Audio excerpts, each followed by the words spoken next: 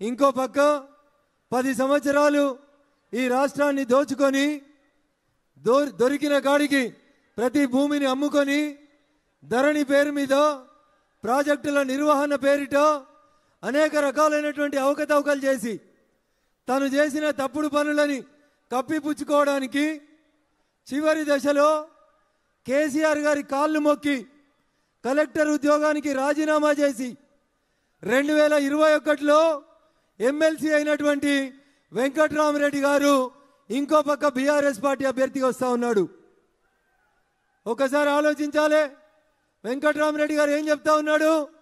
నేను ఈ జిల్లాకి బాగా సేవ చేసిన, కలెక్టర్గా పనిచేసిన, 10 ఏళ్ళు నేను కలెక్టర్గా పనిచేస్తే మీ అందరి కష్టాలు తీరేలాగా మీ అందరి బిడ్డగా పనిచేసిన అని చెప్తున్నాడు.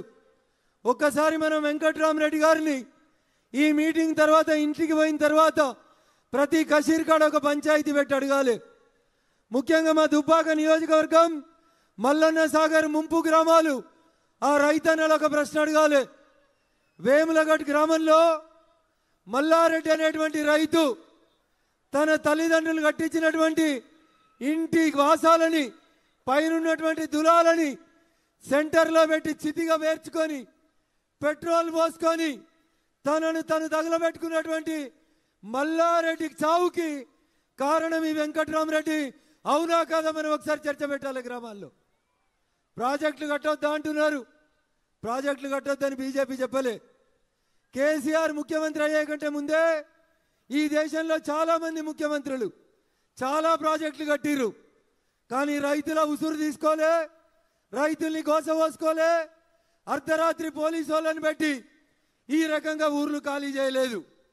ఒక్క చంద్రశేఖరరావు గారి హయాంలోనే కాంట్రాక్టర్లకు దోచిపెట్టేందుకు రంగనాయక్ సాగర్ పేరు మీద, మల్లన్న సాగర్ పేరు మీద, కొండపోచమ్మ సాగర్ పేరిట ఏం జరిగిందో సిద్దిపేట జిల్లా ప్రజలందరికీ తెలుసు. ప్రాజెక్టుల కోసం రాత్రి పోలీసు వాళ్ళని పెట్టి, జామర్లు పెట్టి, ఊర్లకు ఊర్లు డీసీఎంలు పెట్టి జనాలను ఖాళీ చేయించినటువంటి మూర్ఖుడు ఎవడంటే వెంకట్రామరెడ్డి తప్ప ఇంకొకటి కాదు. ఏం చెప్తుండయన? నన్ను ఎంపీగా గెలిపిండ్రి, 100 కోట్లు పెట్టి స్కూళ్ళు పెడతా, 100 కోట్లు పెట్టి కాలేజీలు పెడతా అంటుండు. ఒకటి ఆలోచించాలి, మనం ఒకటి అడగాలి దయచేసి. 2021లో వెంకట్రామరెడ్డి చంద్రశేఖరరావు కాలు మొక్తే 2021లో ఎమ్మెల్సీ అయిండు వెంకట్రామరెడ్డి. వెంకట్రామరెడ్డి ఇలా కొత్తగా రాజకీయాలకు వస్తలేడు. వెంకట్రామరెడ్డి 2021లోనే ఈ జిల్లా కలెక్టర్గా ఉండి కేసీఆర్ కాళ్ళు మొక్కిపోయి ఆడ ఎమ్మెల్సీ అయి కూర్చున్నాడు.